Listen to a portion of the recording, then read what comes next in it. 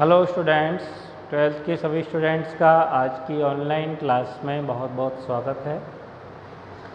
पिछली क्लास में हमने नाभिक के बारे में डिटेल से पढ़ा था।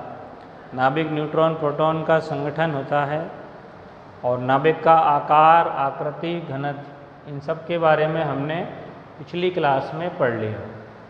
नाभिक का आकार, उसकी रेडियस, उसके लिए सूत्र हमने लिखा था R बराबर R0 1/3। आकृति लगभग गोलाकार, घनत्व सबका समान होता है। सभी परमाणुओं के नाभिकों का घनत्व एक समान होता है। ये पिछली क्लास में हमने डिस्कस कर लिया था। आज अपन पढ़ेंगे परमाणु या नाभिकों के द्रव्यमान मापने के लिए जो मात्रक यूज़ किया जाता है, एक विशेष मात्रक काम में लेते हैं। यानी बजाय किलोग्राम या ग्राम में द्रव्यमान को लिखने के उसको एक विशेष मात्रक के द्वारा प्रदर्शित करते हैं, जिसका नाम है परमाणु द्रव्यमान मात्रक। ये मात्रक का ही नाम है atomic mass unit. Atomic mass unit, परमाणु द्रव्यमान मात्रक। शॉर्ट में इसको AMU लिख सकते हैं। A for atomic, M for mass, U for unit. अब एक AMU का अर्थ क्या होता है? तो एक AMU जो होता है, एक एटॉमिक मास यूनिट का मतलब है कार्बन का जो मूल स्वरूप है, कार्बन का परमाणु क्रमांक 6 और द्रव्यमान संख्या 12, 6C12 होता है। कार्बन का जो मूल प्राकृतिक रूप है 6C12। तो कार्बन परमाणु के द्रव्यमान का 1/12वां भाग।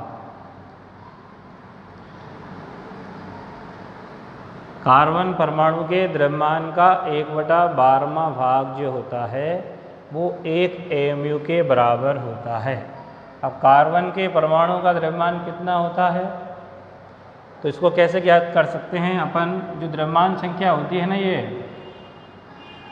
किसी भी, जैसे नाभिक नाइट्रोजन का लिखते हैं तो 7N14 लिखते हैं, तो उसकी द्रव्यमान संख्या 14 होती है। कार्बन को लिख रहे हैं तो द्रव्यमान संख्या क्या है? 12। तो इतने जो द्रव्यमान संख्या लिखी है, इतने ग्राम में परमाणुओं की संख्या हमेशा फिक्स होती है, जिसको अपन आवोगाद्रो संख्या कहते हैं। 6.02 × 10⁻23। यानी कार्बन के 12 ग्राम में इतनी संख्या है, नाइट्रोजन के 14 ग्राम में भी यही संख्या है। ऑक्सीजन का लिखते हैं तो 8O16 लिखते हैं, तो ऑक्सीजन के 60 ग्राम में भी यही संख्या है। यानी कार्बन के इतने परमाणुओं का द्रव्यमान 12 ग्राम है। नाइट्रोजन के इतने परमाणु का द्रव्यमान 14 ग्राम है। ऑक्सीजन के इतने परमाणु का द्रव्यमान 16 ग्राम है। इसलिए इसको द्रव्यमान संख्या कहते हैं। ऊपर जो संख्या लिखी होती है उसको क्या कहते हैं? द्रव्यमान संख्या, इसीलिए कहते हैं।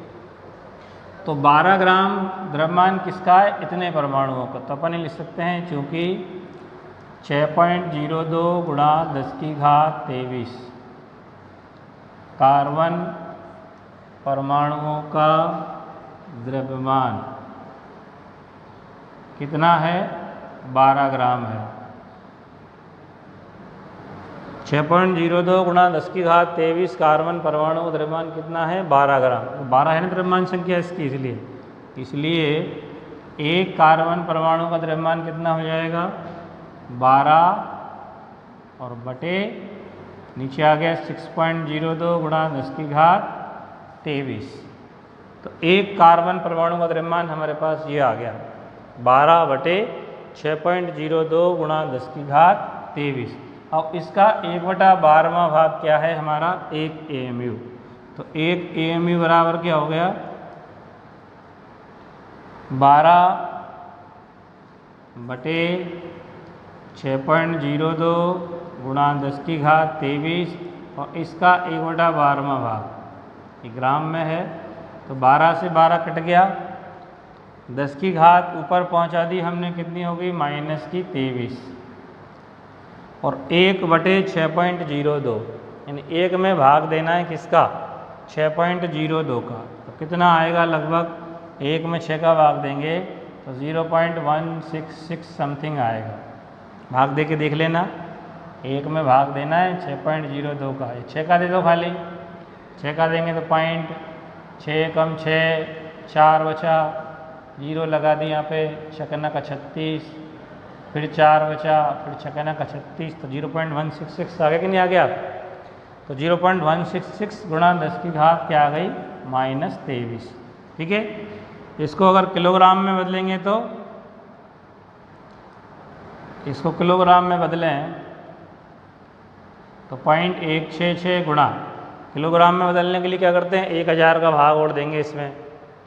तो 1000 का भाग इसमें दे दिया तुमने, -23 तो है ही है, और नीचे का भाग दे दिया तुमने इसमें 1000 का। ग्राम में है ये, तो किलोग्राम में बदलने के लिए क्या करना है, इसको 1000 का भाग देना पड़ेगा। 1 किलोग्राम में 1000 ग्राम होते हैं कि नहीं। तो 1 2 3 घातों पर पहुँच के कितनी होगी, 23 और 3 26। तो 0.166 गुणा 10 की घात -26 किलोग्राम। तो 1 AMU का मतलब होता है 0.166 गुणा 10 की घात -26 किलोग्राम। या पॉइंट को यहाँ सरका दें तो 1.66 लिख सकते हैं, यानी कि 1 AMU बराबर हो गया 1.66 गुणा 10 की घात -27 किलोग्राम। तो 1 AMU के बराबर, तो 1 AMU कितने ग्राम, कितने किलोग्राम बराबर हो गया, 1.66 गुणा 10 की घात -27 किलोग्राम। अब जैसे अगर प्रोटॉन का द्रव्यमान अपन इसमें ज्ञात करना चाहें, तो 1 प्रोटॉन का द्रव्यमान लगभग होता है, 1 प्रोटॉन का द्रव्यमान 1 पॉइंट कल भी बताया था मैंने, 672 गुणा 10 की घात -27 किलोग्राम होता है। इसको AMU में बदलना है तो इसमें काय का भाग दे दो, 1.66 गुणा 10 की घात -27 का। तो ये लगभग 1.007276 AMU आ जाएगा। इसी तरह एक न्यूट्रॉन का द्रव्यमान लिखें AMU में, किलोग्राम में तो मैंने कल बताया ही था तुमको।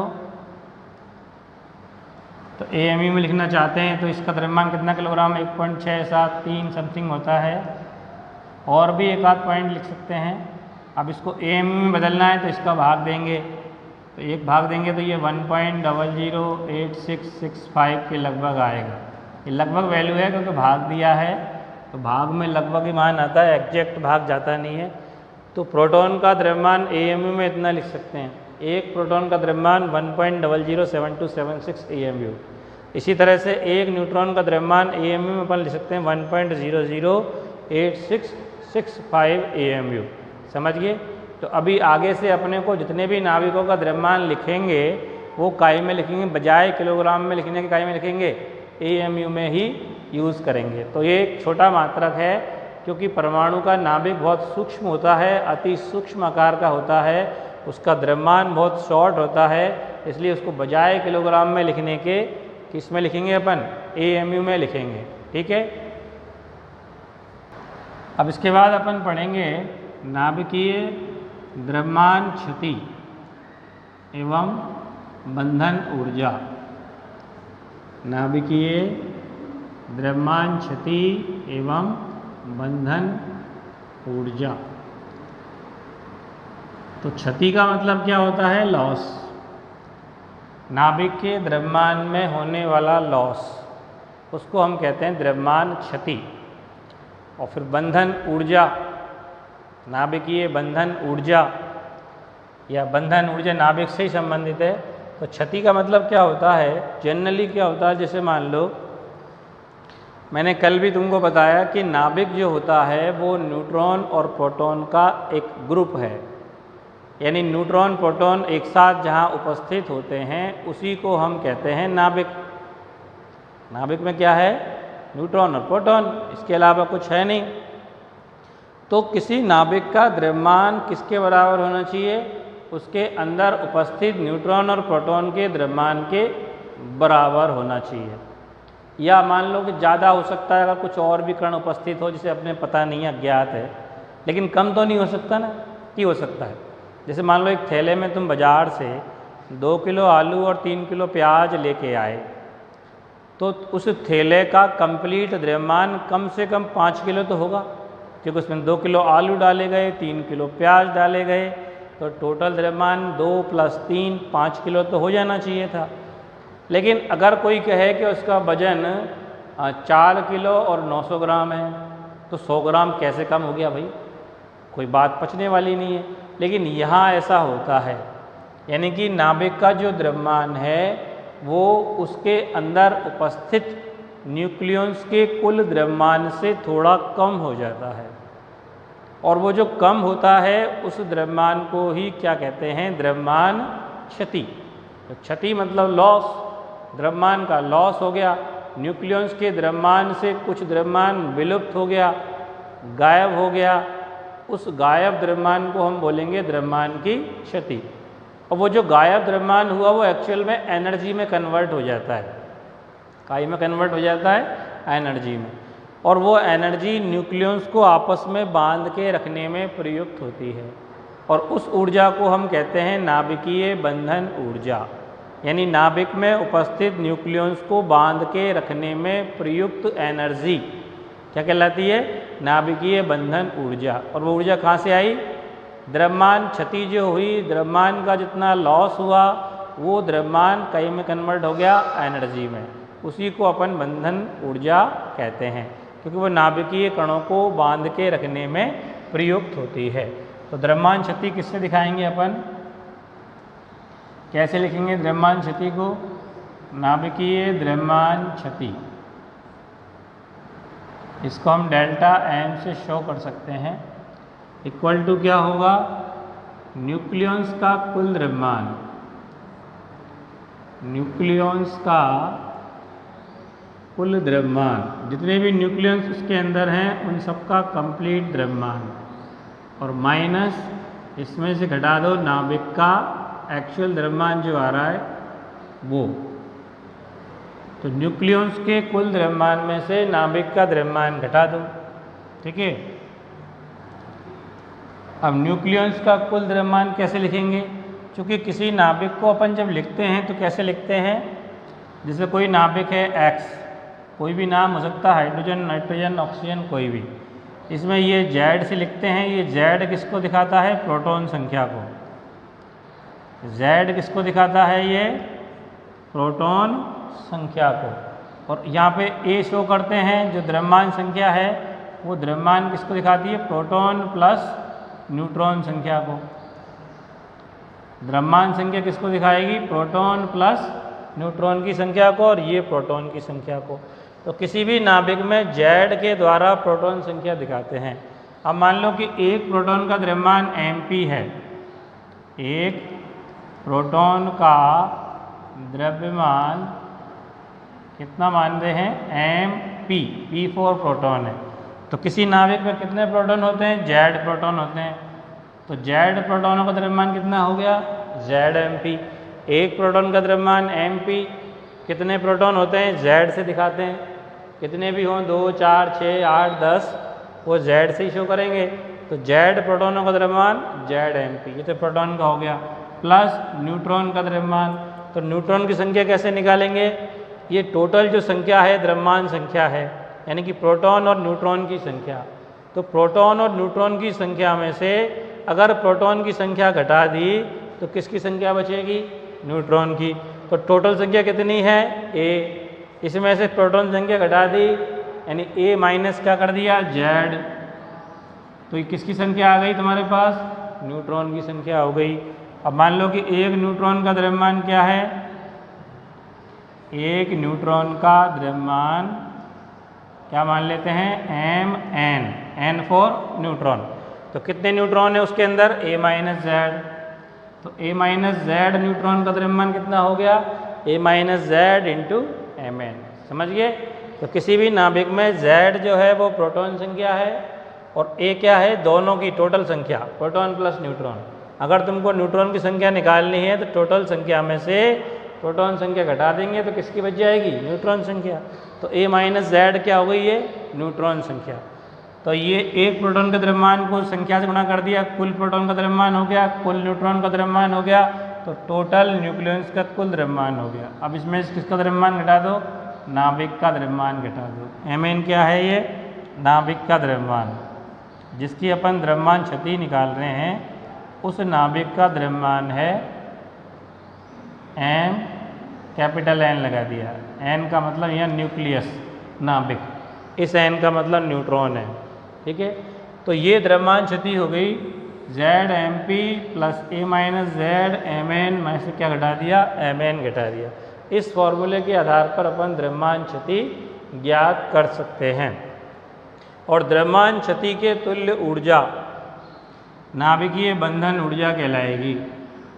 नाभिकीय बंधन ऊर्जा, इसको अपन E से दिखा सकते हैं या डेल्टा E से लिख सकते हैं, क्योंकि ये जो ऊर्जा है वो नाभिक में न्यूक्लियस को बांध के रखने में प्रयुक्त होगी। तो इसको अपन द्रव्यमान ऊर्जा संबंध होता है आइंस्टीन का E बराबर mc², उसके अकॉर्डिंग लिखें तो डेल्टा M और c², ये हमारी होगी नाभिकीय बंधन ऊर्जा। यानी द्रव्यमान क्षति जितनी हुई उसके तुल्य ऊर्जा आइंस्टीन के द्रव्यमान ऊर्जा संबंध के आधार पर डेल्टा E बराबर डेल्टा mc² क्या हुई, बंधन ऊर्जा। जैसे एक AMU के तुल्य ऊर्जा निकालें अपन, तो एक AMU द्रव्यमान क्षति के तुल्य ऊर्जा निकालें। अगर मान लो द्रव्यमान क्षति कितनी होती है, एक AMU के बराबर, एक AMU द्रव्यमान क्षति के तुल्य ऊर्जा। तो कैसे कैलकुलेट करेंगे इसको, एक AMU में कितना किलोग्राम होता है, अभी मैंने लिखाया था 1.66 इंटू 10⁻⁻27 किलोग्राम। और c प्रकाश का वेग है जो कितना होता है, 3 × 10⁸ मीटर पर सेकेंड, और इसका स्क्वायर है। तो कुल मिला के कितना हो गया, 1.66 गुणा 3 का स्क्वायर क्या हो गया, 9, और 10⁻⁻ कितनी हो गई, 8 दूनी 16, 16 प्लस की और 27 माइनस की कितनी बची, माइनस की 11।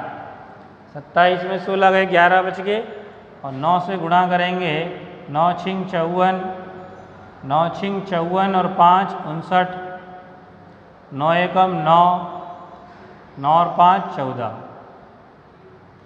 तो 9 से गुणा कर दिया हमने इसको, 2 के बाद पॉइंट लगा दिया, और 10⁻⁻ क्या हो गई, -11। ये मान आया काई में जूल में, काई में ये जूल में। अगर इसको इलेक्ट्रॉन वोल्ट में लिखना चाहते हैं तो 14.94 गुणा 10⁻⁻11 और बटे में भाग दे दिया 1.6 गुणा 10⁻⁻19, तो काई में बदल जाएगा ये इलेक्ट्रॉन वोल्ट में। तो इलेक्ट्रॉन वोल्ट में बदलना है तो किसका भाग देंगे, 1.6 गुणा 10⁻⁻19 का। तो कितना मान आएगा, एक AMU के तुल्य ऊर्जा कितनी हो गई, भाग दे दो इसमें, 16 का भाग दे दो इसमें, तो कितना आएगा, 16 नाम 144, कितने बचे 5, 16 3 48, फिर लगभग और 9.32 लिख दो, 1 लिख दो, 9.31, और 10⁻⁻ कितनी हो गई, इसमें भाग दे दिया हमने 1.6 का, 16 का पहाड़ा बोल सकते, 16 9 44, 5 बचे 16 3 48, फिर 6 बचेंगे, फिर 16 चौक 64, 4 16 3 48 दे दो, 3 दे दो, और 10⁻⁻ कितनी हो गई, 19 ऊपर जाएगी तो 19 प्लस की हो गई, 11 माइनस की तो कितनी बची 8, या पॉइंट सरका दिया तो 933 गुणा 10⁻6 इलेक्ट्रॉन वोल्ट, और 10⁻6 का मतलब होता है मेगा। तो एक AMU के तुल्य ऊर्जा कितनी हो गई, एक AMU के तुल्य ऊर्जा लगभग कितनी होती है, 933 मेगा इलेक्ट्रॉन वोल्ट। समझ गए। अब जैसे इसका अपन एक फॉर एग्जाम्पल देखें, जिसमें द्रव्यमान क्षति और बंधन ऊर्जा निकालें। तो हीलियम नाभिक होता है, हीलियम नाभिक कैसे दिखाते हैं इसको, 2He4, यानी प्रोटॉन संख्या 2 होती है और द्रव्यमान संख्या 4 जिसमें 2 न्यूट्रॉन होते हैं। इसको हम अल्फा कण भी कहते हैं। अल्फा कण जो होता है वो एक्चुअल में हीलियम नाभिक होता है। तो इसके लिए अपने को क्या निकालनी है, एक तो द्रव्यमान क्षति और एक बंधन ऊर्जा निकालनी है। ठीक है, तो इसको निकालने के लिए हमें क्या चाहिए, जो फॉर्मूला अपने को लगाना है, तो द्रव्यमान क्षति का फॉर्मूला अभी मैंने लिखाया, द्रव्यमान क्षति डेल्टा M बराबर कैसे लिखेंगे, ZMP plus A minus ZMN और माइनस M कैपिटल है। ये प्रोटॉन का द्रव्यमान, ये न्यूट्रॉन का और ये नाभिक का।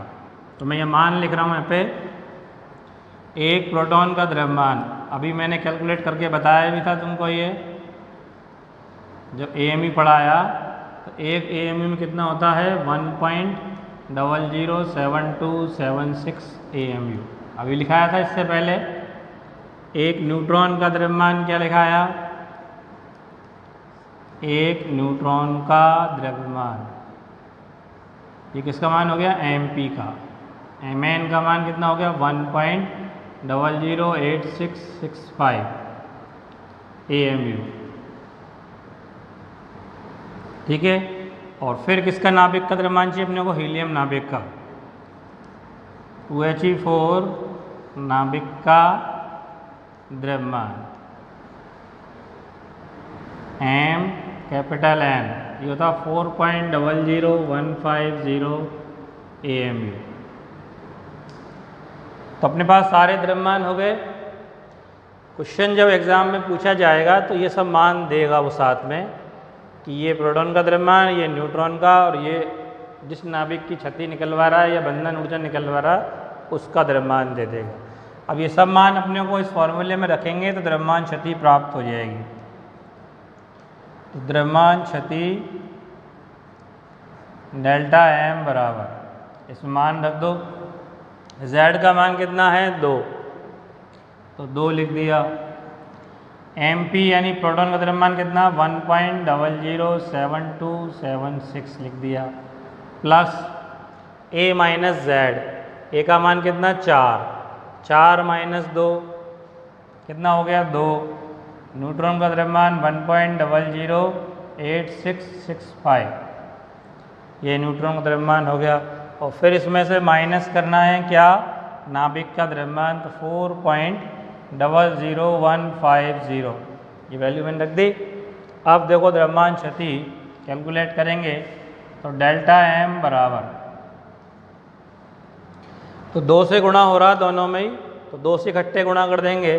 पहले दोनों में 2 कॉमन लेके इन दोनों को जोड़ देते हैं, तो 2 इंटू इनको जोड़ो कितना हो गया, इसको और इसको जोड़ना है, तो 5 और 6 11 की 1 हासिल की 1, 7 और 7 14 की 4 हासिल की 1, 7 और 2 9 और 8 और 7 15 की 5 हासिल की 1 और 0 आ गया 1 और पॉइंट 1 और 1 2।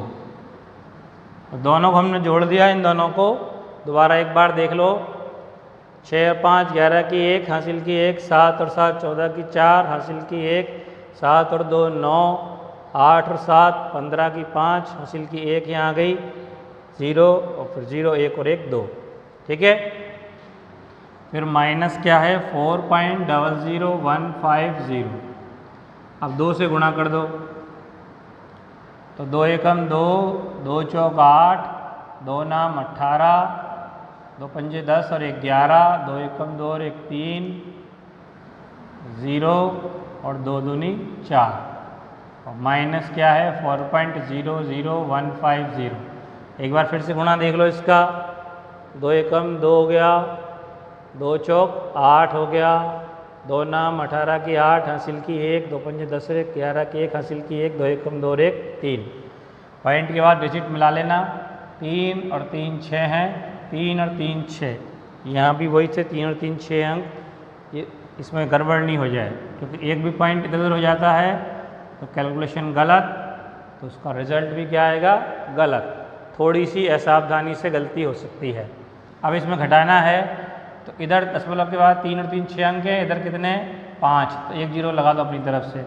अब घटा दो, इसमें से इसको घटाना है तो 2 में से 0 गया तो 2, 8 में से 0 गया तो 8, 8 में से 5 गया तो 3, फिर 1 में से 1 गया तो 0, 3 में से 0 गया तो 3, 0 एज इट इज़, 4 में 4 गया तो 0।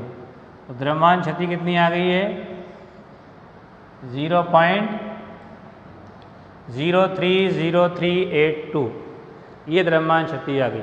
अब इसके तुल्य ऊर्जा बंधन ऊर्जा होगी, जिसको अपन बोलेंगे नाभिकीय बंधन ऊर्जा। तो नाभिकीय बंधन ऊर्जा कैसे लिखेंगे, डेल्टा ई बराबर, अब यहाँ पे डेल्टा एम सी स्क्वायर लगाने की जरूरत नहीं है क्योंकि डेल्टा एम का मान एएमयू में है, और चूंकि अपन 1 एएमयू के तुल्य ऊर्जा लिख चुके हैं, अभी कैलकुलेट की थी अपन ने इससे पहले। 1 एएमयू के तुल्य ऊर्जा कितनी होती है, कितनी होती है, 934 मैंने अभी लिखाई थी लगभग मेगा इलेक्ट्रॉन वोल्ट। तो 1 एएमयू के तुल्य ऊर्जा इतनी, तो इतने एएमयू की तुल्य ऊर्जा कितनी होगी, इसको 934 से क्या कर दो, गुणा कर दो। 934 गुणा 0.030382, ये गुणा कर दिया। अब ये जो गुणा आएगा तो गुणा करके देख लो, चाहो तो केवल इतना मान ले सकते हो, कोई दिक्कत नहीं है, पूरा मान नहीं लेना, चाहो तो लगभग में लिख दो। इतनी बड़ी कैलकुलेशन तुम पे गुणा नहीं होए तो केवल क्या लिख दो, 0.03 का गुणा कर दो, लगभग में चल जाएगा। 3 चौक 12, 3 तिया 9 और 1 10, 9 27 और 1 28, 2 के बाद पॉइंट लग गया तो कितनी ऊर्जा आ गई, लगभग 28 मेगा इलेक्ट्रॉन वोल्ट। कितनी ऊर्जा आ गई, लगभग 28.02। वो मैंने पीछे के पॉइंट छोड़ दिए क्योंकि कैलकुलेशन तुम पे नहीं हो पाएगी, तो इतनी में लगभग में लिख सकते हो, सब चलता है वहाँ इतना सा लगभग में। अब ये तो हो गई नाभिकीय बंधन ऊर्जा। अब प्रति न्यूक्लियन बंधन ऊर्जा लिखें, प्रति न्यूक्लियन,